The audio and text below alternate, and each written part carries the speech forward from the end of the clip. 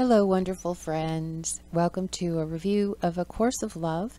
We're working with Chapter 5 in the second treatise, and the title of this chapter is The Source of Your Call. The last couple of chapters we've been talking about the call, hearing the call, and responding to it. And just as a little review, there's kind of a three-step process. First you listen, and then you hear, and then you respond. So we begin by exploring the nature of the call. What's it like? For one thing, there may be more than one request that's involved in the call itself, and it may come in more than one form. So you can't really anticipate ahead of time this is what it's going to feel like or look like. You have to just be in that receptive mode. It will, though, always call for a present moment response. And this was something that was in the text of the book, and it was a little bit buried, but when you look at this, you'll see it. It doesn't call for a future response. This is not the kind of call that says, okay, I'm going to get my doctorate and be a psychologist. This is a present moment response. So if that were the same issue, it might be like, I'm feeling like right now I want to go online and research what it would take to become a psychologist. Okay, so whatever the call is asking of you, it's asking for a response in this moment now. And the call will always call you back to who you are. It won't feel like you're being called to something you're not, but rather you're being called back to kind of back home to who you are. So he reminds us in verse 2, if you're not listening, you will not hear the calls that are meant for you.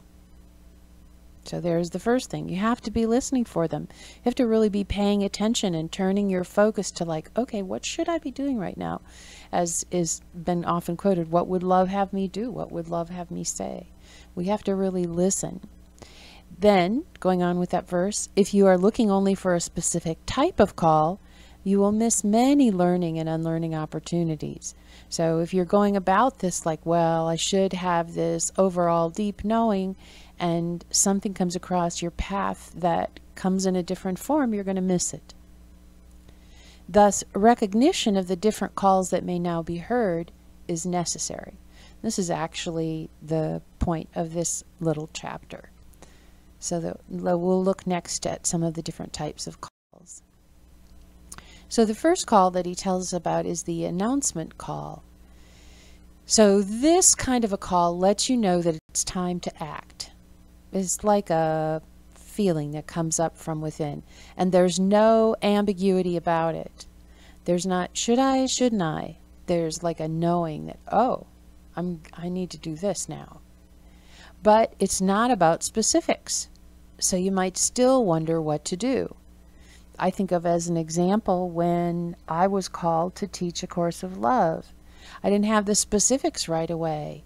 I just felt that call like, oh, I need to teach this. I need to work with this on that level. So then the second category of calls are signs and demands, and he actually breaks them down into the two. Signs are the little things we're used to seeing, things that alert your attention in a certain direction. They're kind of like signposts, so that if I had with the announcement call the desire to investigate being a psychiatrist, say, and then there was a sign that the university in my town just started doing a program in that area, or any other little sign that came across my path, then if I'm paying attention, I'm going to notice those things and respond to them. Kind of like the breadcrumbs of Hansel and Gretel. You follow those. And then he moves into the idea of demands. Now, these can be some of the most challenging. The signs are kind of fun. Finding the breadcrumbs are kind of fun. Demands, not so fun. Because usually they happen in the context of relationships. So something is asked of you or pointed out to you, or you're led to point something out to another. So an example of this might be if someone says, you really let me down in that area. Ooh, not so much fun. So now what's asked of us when we face these demands, which are going to happen in relationships, is to really turn the focus of the camera from looking out to turning it back in.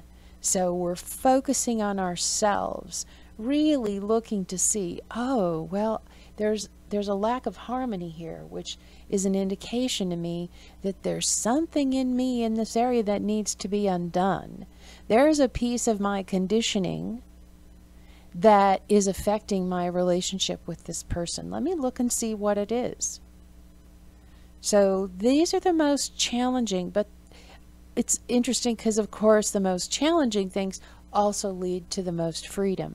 And that's really what we're all about here. We want to get free of that world of conditioning that we've been working in.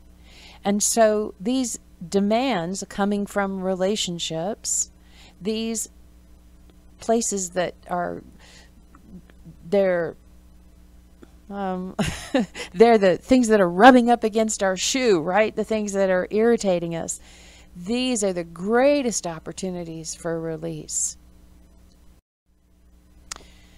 So the idea of giving and receiving are one is really crucial here, because if somebody is asking me for something in a relationship that is causing disharmony within me, I don't want to give that to them. I don't want to surrender to them. They're bothering me when I think that they're other. So now we're being asked to integrate this idea of giving and receiving are one. So we have to integrate it and realize it. And until you do, you won't understand the interdependency of everything in relationship. So that's the whole thrust behind this, is if I am not in harmony with an individual, when I clean that up, when I face it, forgive it, release it, whatever's required there, everything gets healed in both of us in that particular area, because that's me. That person who's calling that to my attention, that's me expressing in a different form.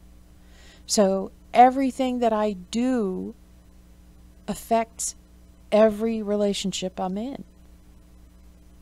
So this is the greatest gift that you can give to anyone, is to free yourself. On with the calls then in verse 7. Thus all the calls that come to you in the forms of signs or demands will be calls that assist you in integrating this learning and making it one with who you are. So all of the signs and demands are really there in order to help you integrate the idea that giving and receiving are one, and that there is no separation between you and anyone or anything else. So there's kind of a preface for this.